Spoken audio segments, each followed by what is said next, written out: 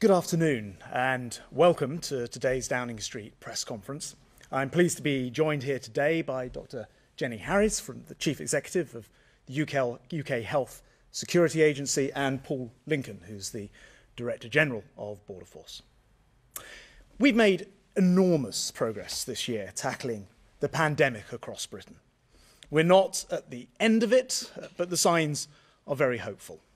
That progress has been hard-won. Won by the speed and success of our NHS vaccination programme, by the huge scale of our testing, and by the sheer sacrifice and the discipline of the British public. And so it's important that we don't put that success and undermine it now by putting it at risk. Getting a vaccination feels like being given your life back. The newly vaccinated, thanking the wonderful volunteers, people in tears of relief. But as well as the joy, there's also concern about resurgence of COVID, and it's a caution we absolutely share as a government. And it's why the only route out of this pandemic is careful and prudent, a responsible one. Of course, we're also, as a nation, a group of people who thrive on travel, a nation with family ties across the globe. Notably, nearly 1 in 3 new mothers in the UK was born overseas. And in 2019, UK residents took over 93 million trips abroad. So I'm glad to be standing here today announcing the first, albeit tentative, steps towards unlocking international travel. We want a summer in which, with the help of vaccines and testings, we can reunite families and friends. Travel to places we love. We want to start looking outward again. Whilst COVID has isolated us, travel reunites us, even if video calls have kept us all connected during the very long lockdowns. There's simply no substitute for human contact. Travel is, of course, also absolutely crucial to rebuilding our economy, bringing long-awaited relief to hard-hit airlines, airports, the tourism sector, which taxpayers have spent £7 billion in supporting. But I have to be absolutely straight with you. Our success in combating COVID here, with 2/3 of adults now vaccinated, is not yet replicated in many places abroad. We in this country have managed to construct a fortress against COVID, but the disease is still prevalent in other parts of the world, most notably at the moment in India. In fact, more new cases of COVID have been diagnosed around the world in the last 7 days than at any time since this pandemic began. And nobody wants to go back into lockdown, not ever. And that's why today's announcement, removing the stay in the UK restrictions from the 17th of May, is necessarily cautious. We must make absolutely sure that the countries we reconnect with are safe, that their infection rates are low and that their vaccination rates are high. It means making sure that we're not incubating the most dangerous variants, that they're not, and that they have safe and secure surveillance in place. And that's why the Global Travel Task Force has come up with the traffic light system classifying destinations by risk. And this is based on data by the Joint Biosecurity Centre, and it will be published on gov.uk. Red countries are those which should not be visited except in the most extreme of circumstances, where repeated testing and isolation in designated government hotels on return is compulsory. Non-UK residents who've been in a red country in the last 10 days will still be barred from entering the UK. I have to tell you now that due to concern about COVID rates and variants of concern, Turkey, the Maldives, Nepal must regrettably be added to the red list today. Amber countries form the biggest group. As with the red list, you should not be travelling to these places right now. Returnees will have to do tests on 3 separate occasions, once before departure, twice after arrival, and isolate in a place of their choosing for 10 days. Finally, we have the green countries, which you will have the opportunity to visit no earlier than the 17th of May, as long as you take a pre-departure test before returning to England and a second PCR test 2 days after you return. And with these green countries, you will not need to quarantine. And travellers will be glad to hear that we've been successful in driving down the costs of tests. However, by necessity, this initial green list must be, I'm afraid, limited. So I'm announcing today that from May the 17th, you'll be able to travel to 12 green list countries and territories, which includes Portugal, Gibraltar, and Israel.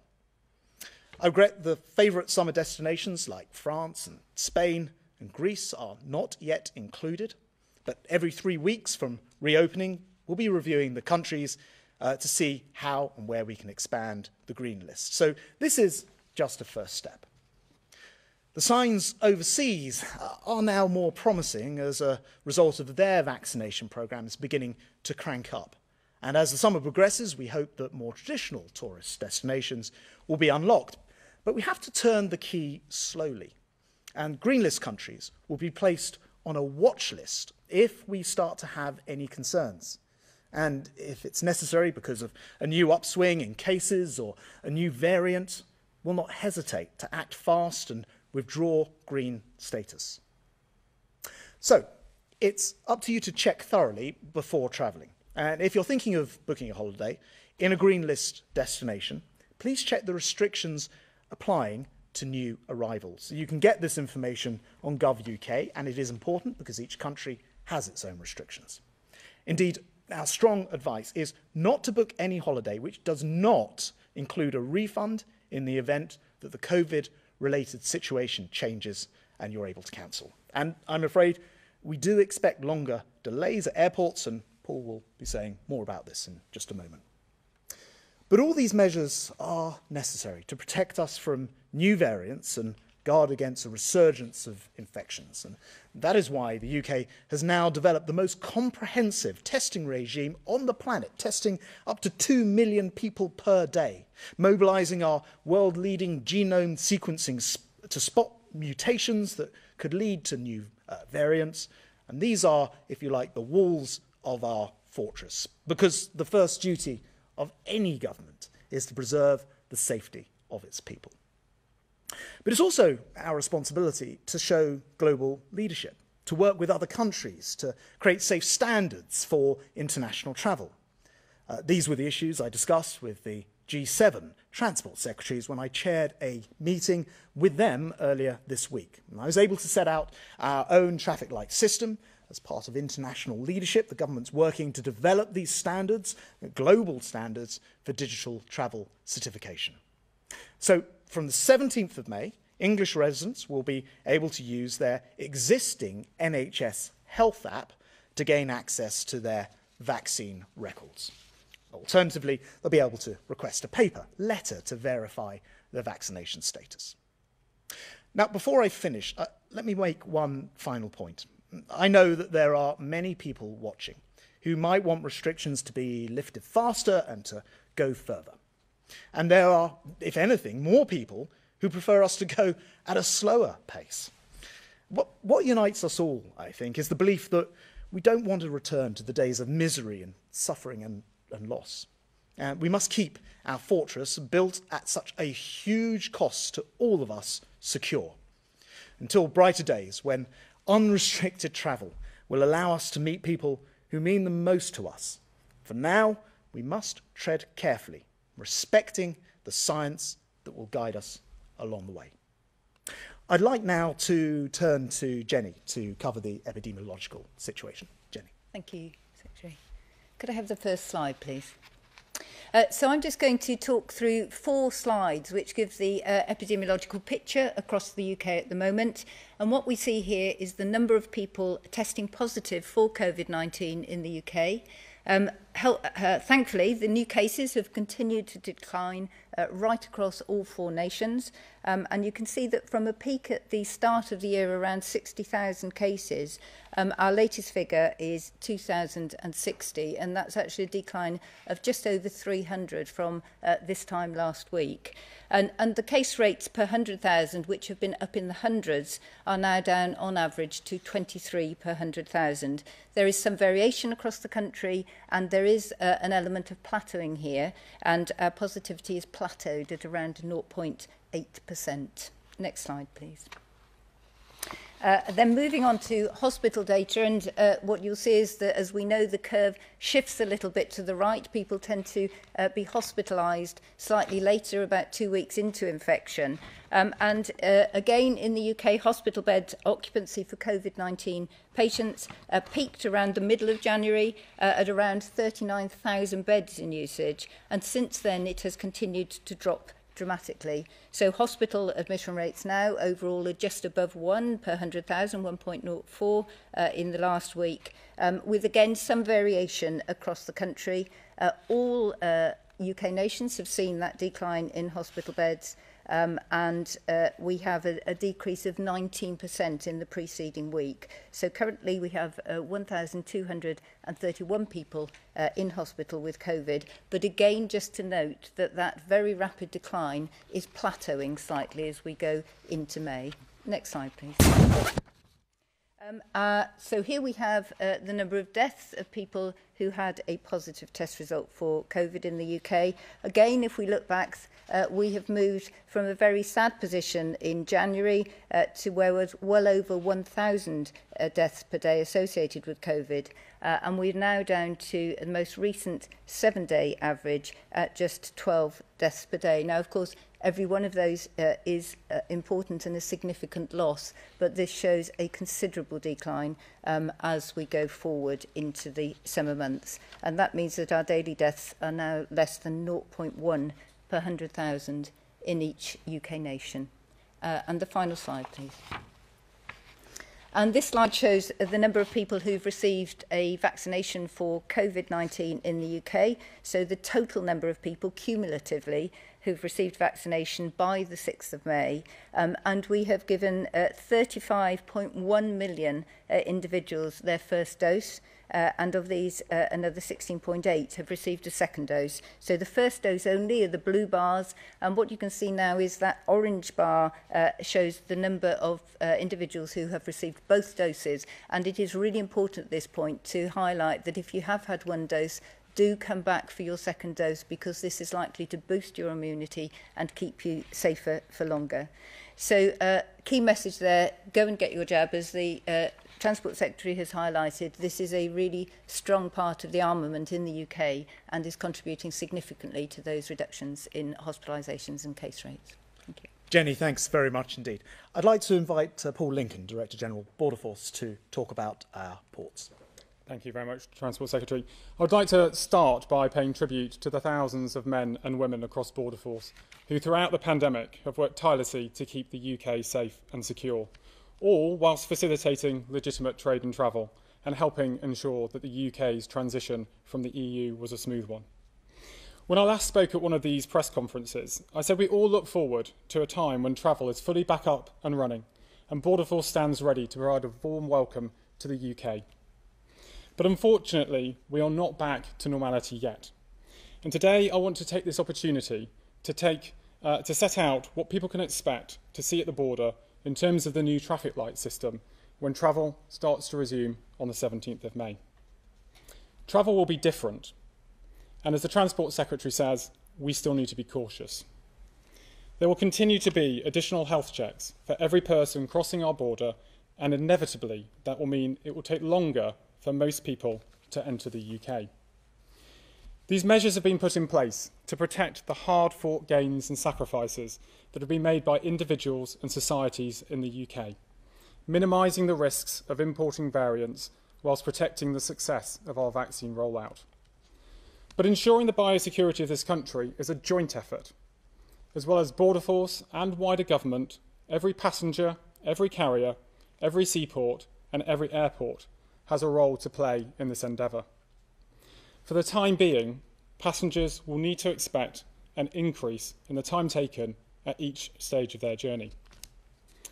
It currently takes a Border Force officer 5 to 10 minutes to complete all the necessary checks, which means even for the most compliant passenger, it might take 14 or 15 times longer to process them before, compared to around 25 seconds. And where people do not have the correct paperwork, it can and has taken considerably longer, including when we need to serve fixed penalty notices for non-compliance. Border Force officers have to date been manually checking that each person has a valid negative COVID-19 test and that has been taken within 72 hours of their journey to the UK. That everyone has also booked a day 2 and day 8 test package. That those travelling from red countries have booked into a quarantine hotel and are handed off to the managed quarantine service. That those arriving from elsewhere understand the requirement to quarantine at home for 10 days. And finally, that people have correctly completed their passenger locator form so that they can be contacted by NHS Test and Trace if necessary. To keep us all safe, ministers all agree that Border Force should check 100% of passengers, and we have and will continue to do so. But we have been taking several steps to significantly improve and speed up this process. We are digitising a number of the checks just mentioned, including the passenger locator form process so it can be used in e-gates. We are providing a simpler process for carriers at check-in, and we'll be increasing the number of Border Force officers that are available to process passengers at immigration desks. We will do all that we can to smooth the process, and the rollout of the summer of our e-gate upgrade programme will help minimise the time at the border for as many people as possible. But the travel industry also needs to play its part by making sure that every passenger is ready for the checks before they meet the border. Nonetheless, passengers should still expect times at the border to take longer as we conduct the checks that the public rightly expect during this global pandemic. Border Force officers will deliver the best service possible, but they will also continue the vital work that they do every day to protect national security, to prevent drugs, weapons and other illicit goods from entering the UK, to crack down on illegal migration and to protect vulnerable people. We all understand that queues are frustrating to those who are travelling, especially after long journeys and with young families and when people want to return to their loved ones. But if we all play our part in complying with the health checks, collectively we will also all help to ensure the safety of our communities whilst making sure that the gradual increase in international travel is as smooth as possible. Paul, thanks very much indeed. I'd like now to turn to our first question, which comes from David in West Cornwall. Keeping the roadmap timetable depends on the vaccine deployment programme continuing successfully. There doesn't seem to be a shortage in vaccine supply at present, but might that success be threatened by a significant shortfall in vaccine uptake, particularly in the younger age groups? If so, what level of uptake is needed to keep to the timetable? David, thanks very much. I'm going to actually ask Jenny to comment on this, but I will just say the level of uptake has been absolutely phenomenal so far. I think it's fair to say far higher than anyone anticipated when we were talking about these things in advance, and it's one of the reasons that the UK has got itself into this much better situation. It's important that continues, and I'm going to ask Jenny to comment on the supply and the rest of it. Thank you.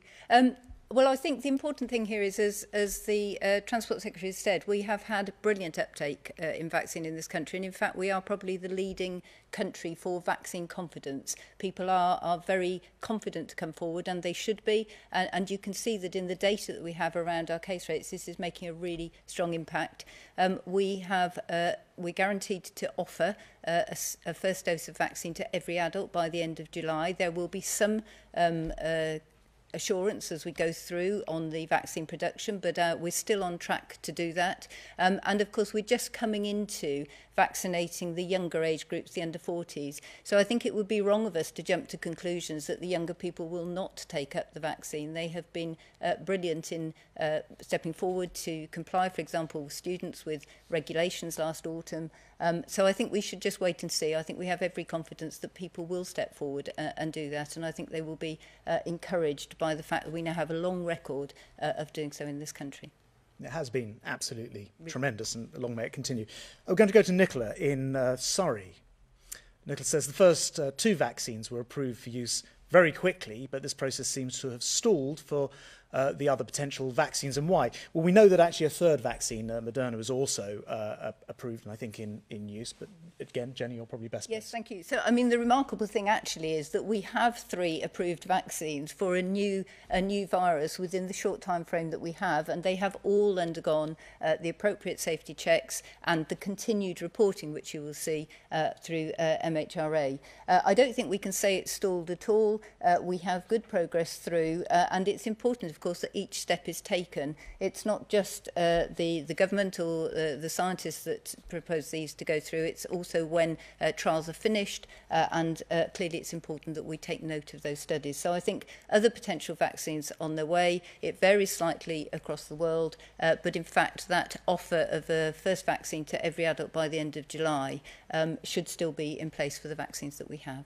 I think it's worth saying as well, the vaccine task force that went out and spent so much time and energy procuring, I think the last figure I saw was something like 570 million vaccines, has put us in a very good position, because it means that we've got a variety of different vaccine candidates that we're able to bring in, including announcements about factories which are producing more here, including in the northeast, but very much a collective effort, including with the public, taking up vaccines in such large numbers. Yeah, and just adding to that, of course, one of the other things that is happening is around looking to check that we have vaccines available going forward against variants of coronavirus, and investment in Public Health England's Porton Down labs there recently to make sure that we can assess the effectiveness of our current vaccines against new variants, which is just as important, I think, as what we have currently. Thank you to Nicola in Surrey. We'll go to Caroline Davis at the BBC next.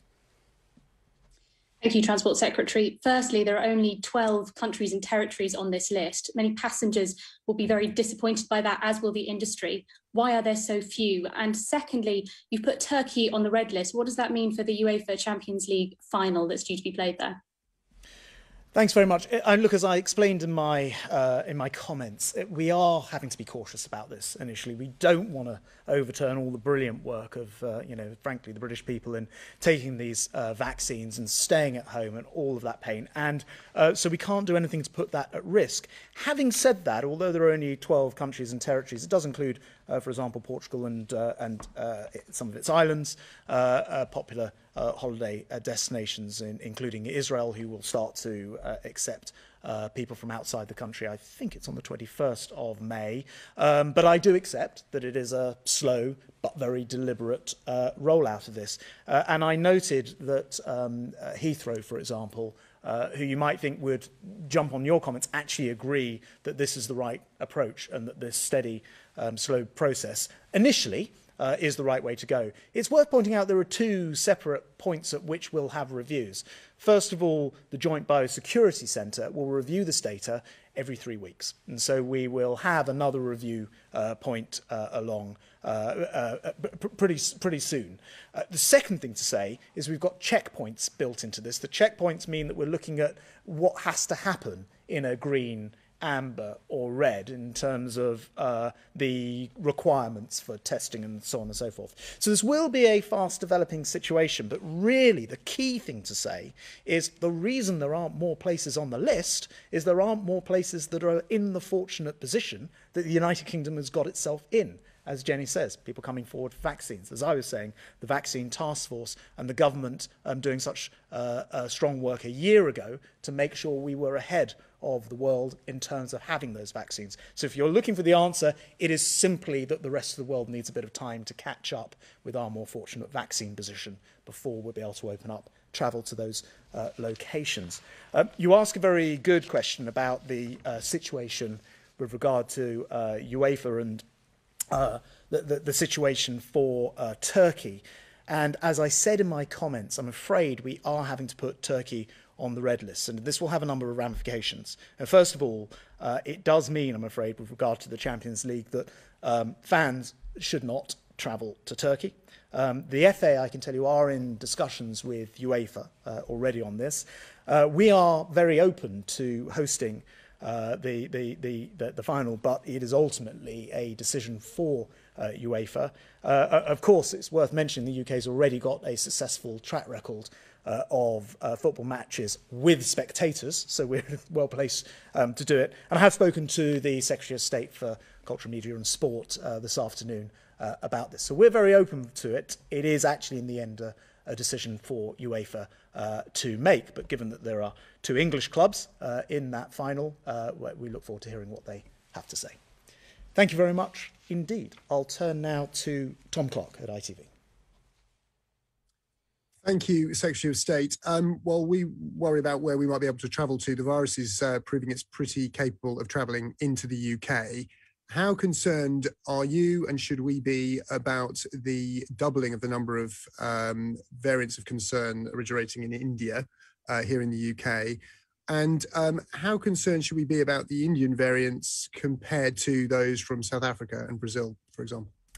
So, there are two places to answer this. One is, of course, with the excellent border protection that Paul Lincoln and his team are providing, which is helping us to keep on top of variants of concern. The second thing is now that the variant in India is a variant of concern rather than a variant of interest, which it has been up till recently. I'm going to ask Jenny to comment on the epidemiological situation. Thank you. So I think, yes, we should be concerned, and I'll come to the action that we're taking. But there is quite a complicated message here, I think. So it's a good sign. We've seen the slides there, and our overall positivity rates have dropped dramatically. But in some areas, there are some variants of concern, particularly the Indian one, which have risen quite sharply in the last week or two. So those areas, we really do want people to be extra cautious. Again, it's important, just because that particular one, the B16172, one of the three variants that we're seeing from India, has increased quite rapidly. The other two, the 1 under the 3 number, are still variants under interest. And when we move them to a variant of concern, it's because we find something in how they're behaving, or some of the mutation that we think might give some cause for concern, either particularly in vaccine escape, severity of disease or transmissibility. Now, what we have with this particular Indian variant at the moment is that we found yesterday at the technical group, the variant technical group, that the transmissibility was at least equal to what we've been calling the Kent variant. It's the B117. It's actually very widespread, but people will recognise it by that name.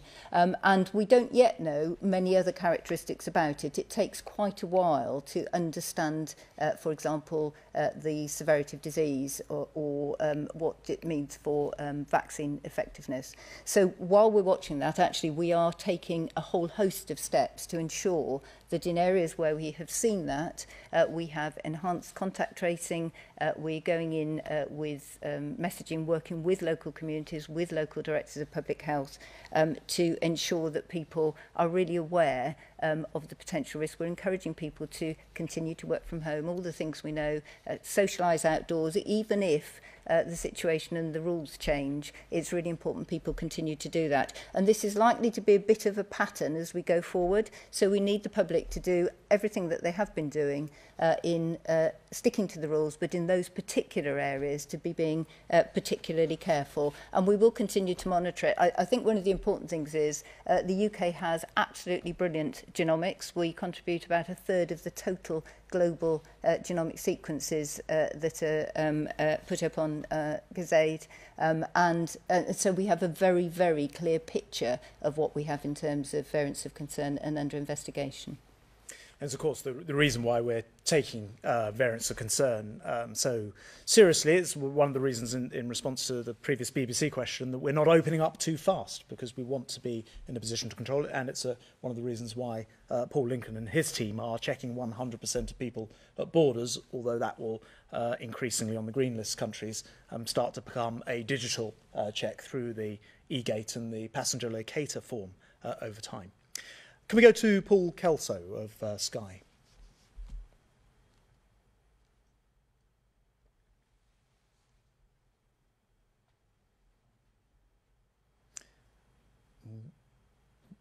We can see you there, Paul. I don't know if you can hear us or not. I can now. Can you hear me now? We're loud and clear. We know that the travel industry is desperate to get restarted. Gatwick, where I am, is deserted, but we've seen already prices starting to soar as a result of speculation around this list. And we know travel companies are declining to offer refunds even for people with pre-existing reservations to countries on your orange list. Is this system not simply making travel the preserve of the rich? And if I may, with respect, a fortnight in the Falklands isn't most people's idea of a summer holiday. Is it realistic to think that this year we will see the return of mass travel to Spain, to France, and other really popular destinations, as opposed to this tiny list of many islands? Thanks very much. Look, Paul, the first thing is that it's very important that people do check the terms and conditions of booking very, very carefully. You mentioned travel companies and what people would have called travel agents, perhaps in the past. It is the case that if you're booking a package, for example, I've extended the ability of people to get not just refunds, but also travel vouchers, which will be guaranteed through the scheme that people know of as ATOL, so that a voucher can be given. It perhaps creates a little bit less stress on the travel company for those refunds, the package holiday, but at the same time provides the reassurance for consumers, whereas previously providing cashback was the only option. So the government's tried to back the industry in that sense. But it is possible for people to book direct. We do know that sometimes that may lead to problems, and certainly I've had plenty of people in the last year contact me in that position. So please check very, very carefully when it comes to terms and conditions. And I note now that a lot of the travel companies and a lot of the airlines have put some very smart packages in place, enabling people to change, for example, the time of their flight, the date of their flight, without cost for doing so. But check. Secondly, does it become the reserve of the rich? And do you want a holiday in the Falklands? There are other locations on there, although I'm sure the Falklands is lovely. But look, this is not a list generated and created to, if you like, think about where people want to lie on beaches and then twist the science to fit it. That would be completely wrong. It would go against everything that we have said about. In fact, it would betray the sort of what everyone has gone through for the last year, the sacrifices that people have made, staying home, going to get the vaccine when called, the enormous national effort. If we were then to throw it all away and just say, well, we'll add some holiday destinations on, we cannot do that. And I hope people will, and I think people will appreciate and understand that. What we can and will do, though, is review the list very regularly. And Jenny will correct me if I'm wrong, but you mentioned 12 fatalities, deaths per day on a 7-day running average. When I came in, I checked where France is at. I think it's about 220 fatalities per day. We just need to give other places in the world a chance to catch up, and some of those places are the locations where people will want to go on holiday. So to answer your last question about whether we'll see mass travel or not, look, I think we will gradually see an opening up. We see that the vaccines are extremely effective. But what we can't do and what we don't know is the extent to which somebody who is vaccinated might still be capable of carrying a variant of concern back with them, and we cannot put the British people at risk in that way. So it's a gentle, gradual thing. As I mentioned before, Heathrow and others are welcoming the steps today. It is a first step, but it's a very deliberate one with some clear review points in there as well. Jenny, I don't know if there's anything. I think you've mentioned all the important things. It is just really important, as you said earlier, that we progress with necessary caution. You can see, I mean, I think the public will have realised just from looking at the picture in India just how quickly virus can take off, particularly if there is low vaccine coverage in those countries, or you have a large number of people without spacing and all of the things that we've got used to doing. So obviously that varies significantly across the world, but there is a regular review point. The Joint Biosecurity Centre has a very detailed exploration of all of the different criteria, so whether it be testing capacity, whether it be the capability of a country to look at the genome sequencing, whole host of things that we didn't have last year. So I think a lot of reassurance that all of this is looked at in great detail, and as countries are able to move into those different traffic light areas, then ministers will be able to make those decisions. I think it's worth actually saying, as Jenny hinted at, the Joint Biosecurity Centre last year would use pretty blunt information, really. It was about the number of cases per 100,000 over a 7-day period. This year, it's about not just the prevalence of cases, it's about the variants of concern, it's about the ability of the country to test, the quality of their data, how good their genome sequencing is. And I think reassuringly, Paul, all of that's going to be published this year, both the methodology and the data, so people can see themselves how and why the particular countries and territories that are being included at the moment are in there, and I think that will be helpful for everyone. Thanks very much, Paul. Can we go to Lucy Fisher of The Telegraph? Thank you. 2 quick questions, if I may. Firstly, for Mr. Lincoln, will Border Force deploy more staff to ease delays at the border, and if so, how many? And secondly, a question for the Transport Secretary, please. Vaccinated Britons are allowed to travel to other countries without having to take expensive COVID tests or quarantine, but the UK government insists on these measures from vaccinated travellers. Why doesn't the government have faith in the vaccine, and will this policy be reviewed? Thanks very much, Lucy. Paul? Yes, thank you, Lucy. I mean, we will, and I said in my opening statement that we will be increasing the number of Border Force officers who will be available to process passengers at immigration desks. I mean, I should put this in the context that there are currently at the moment more Border Force officers processing passengers at Heathrow than any other time since 2012 Olympics. And the reason why people talk about this is because we have had to deal with a lot of non-compliant passengers, and that sometimes takes Border Force officers away. So what I'm very pleased to have announced today is the simplification of the processes we've put in place, which should make it easier for passengers, should make it easier for carriers, it should make it easier for our officers, and do our best to speed people through the border. Thanks very much. In answer to your second point about vaccinated Brits being allowed to travel to other countries, actually, when I look around the world, and as I mentioned in my comments, I chaired a meeting of the G7, the Group of 7 Secretaries of State for Transport in the week, and actually they don't have systems in place for travel yet. They haven't launched their equivalents of the Global Travel Task Force, nor do they have traffic light systems. Actually, by and large, because we have managed to vaccinate a higher proportion of the population faster than other countries, we're also ahead in terms of this unlock programme, both the wider roadmap, of which the 17th of May and the 21st of June are the 3rd and 4th moments, but also in terms of unlocking travel. But you ask a really interesting question about, well, if you've been double vaccinated, why shouldn't you be able to go travel? And it's a question, of course, we're asking all the time. And again, actually, I'm going to lean on advice here from Jenny, because I think it's one of the things, the questions that scientists are having to tackle most at the moment.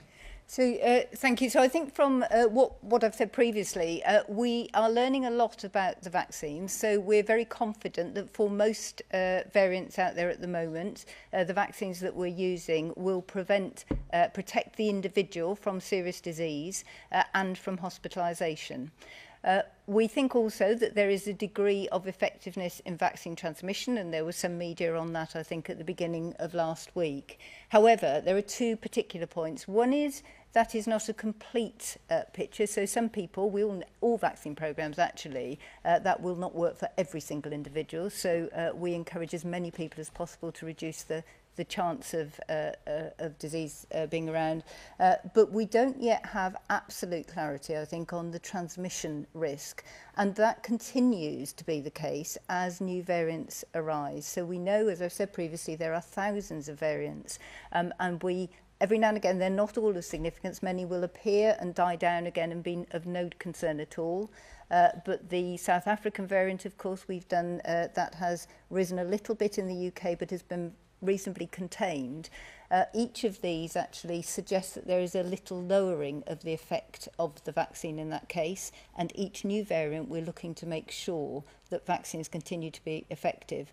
So as a new variant arises, if you're going over to another country, particularly if they have lower genomic sequencing capabilities, they're very unlikely to know what they have in their population, and individuals will potentially bring it back to this one. And one of the important points I would just like to make is when travellers are coming back, it is absolutely critical that they have their early test, their PCR test. So they have one before they leave the other country. They must, if they're positive, they must comply with local isolation regulations. But when they come back into this country, they must have a PCR test up to day 2, so in that very early phase. What that does is, firstly, we know whether they are sick and whether they need to isolate, but actually they are contributing not just to the UK knowledge about the growth of variants from different countries, but to the global knowledge about it. So we can sequence where others can't, we contribute that information to global knowledge, and then the whole world learns to protect themselves better. So really important to have that test. Thanks very much, Jenny. And Lucy, I just say, as we come so far, we just don't want to mess this up. Now, I think, would be the shorthand for all of that, and the scientists are working hard on getting the hard data to back it up. Thank you very much. If I can go to Torquil Crichton from the Daily Record, please. Thank you, Minister. Can you provide some clarity? You talk about travellers from England, and your press release talks about England. You don't have four nations agreement for this by the sounds of it, and if you don't, it's a bit of a farce, isn't it? If I have a reader in Fife who wants to go to Faro and they're not allowed to travel from a Scottish airport, they just jump on a train to Heathrow, and they jump a red light. It undermines the UK four-nation approach, doesn't it? So, first of all, I should let you know that I held a call with the devolved administrations earlier today, and all of the 4 chief medical officers of the Joint Biosecurity Centre have met and agreed the principles that sit behind the traffic light system. So there is a large degree of agreement and cooperation in developing the system. I think more to your point, there happen to be elections on, or rather election counts, in Wales and Scotland at the moment. And so understandably, whilst those governments are in flux and there aren't effective opposite numbers to speak to, it may take a few days for them to prescribe as precisely what they wish to do. But it is with their agreement that the, if you like, the traffic light system itself has been created. And as we saw last year, I suspect that by and large we'll see the same conclusions, for the simple reason that the science is the science. The epidemiological situation is that presents to us all, and since we're working from the same traffic light system, it stands to reason it will be broadly similar in design. So that's the picture. We look forward to there being governments in place in both Wales and Scotland, and to having as joined up a picture as possible. Just on your final point, though, I would say what you sort of pointed out is it's possible for people to break the law. And of course, it's possible. People break the law in all sorts of different ways, but people should respect the law as it is legislated in our devolved system of government throughout the 4 nations. And so we must never encourage anybody to, as you describe it, break the law, jump on a train and do something which they should not be doing, and presumably would carry some pretty big fines if they were to do so. Thanks very much. I'll turn now to Jim Scott at the Northern Echo. Jim. Thank you. As the country exits the national lockdown and as more restrictions are eased, there will inevitably be an increase in cases. But if there is a spike in COVID infections in one particular region, such as the North East, is the government likely to consider preventing residents in that area from travelling abroad? As we come out of this lockdown, we've got this four-stage roadmap. And as you know and will have noted, we haven't gone back into a tiered situation. That's possible actually because overall our levels are so much lower. And where they're low overall, where the prevalence is low, you're able to take a much more national approach to all of this. And I very much hope, Jim, and I'm going to ask Jenny to comment, but we're not going back to those bad old days of very high levels of enormous prevalence and the rest of it, because we've got the one thing that we didn't have when we got down to these very low levels last time round, and that is, of course, the vaccine. Actually, I said the one. There's a second thing, which is mass testing. Every adult in this country, every secondary child in this country can have 2 tests a week, free, delivered to their homes, and millions of people are taking up that offer, and it's helping us to identify where there are problems. So we are much better positioned this year with vaccines, with testing, with genomic sequencing, to not need to take that localized approach. And so far, so good. But I'm going to hand over to an expert here. No, it's a really important question, but I think the ambition is exactly as the Transport Secretary has said, that we know that there have been certain areas which I think we now would frame as where there has been enduring transmission, and it's those populations who have really had to be locked down for very lengthy periods of time, and that's not just unhelpful for them and a bit miserable for them during that time, but actually it will affect the health of those populations in the longer term as well if they've had higher rates of COVID, potentially long COVID implications and implications for the viability and the health of their families long term, so miss school and all sorts of things. So I think our approach at the moment is to actually really focus on those areas of enduring transmission in a number of ways, working with directors of public health and local authorities. There are a number of different community testing programmes so that where we see those higher rates, to go in to help support individuals to find infections and to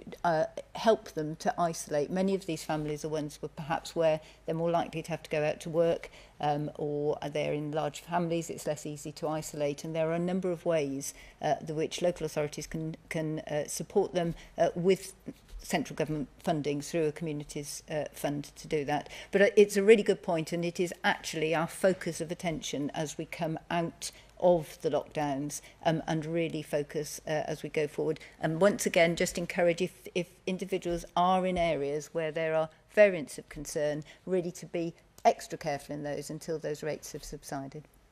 Jenny, thanks very much indeed. I just wanted to end by saying, I could never have imagined when I became Secretary of State for Transport that I would be responsible for locking down all international travel, indeed most of the domestic travel network as well. And I'm pleased that we're finally in the position of opening up. I've been looking forward to today, or a day like today, for a very long time. But we do have to follow a very cautious approach. We've got to follow the science at every step. We don't want to throw away the very hard-won gains. But I think as confidence builds, as the rest of the world is able to catch up with our successful vaccination programme and get themselves vaccinated, I expect that we will see a situation where more countries will open up. But please check the details carefully, look on gov.uk and make sure that you have refundable options, and most of all, of course, remain safe. Thank you very much. Thank you.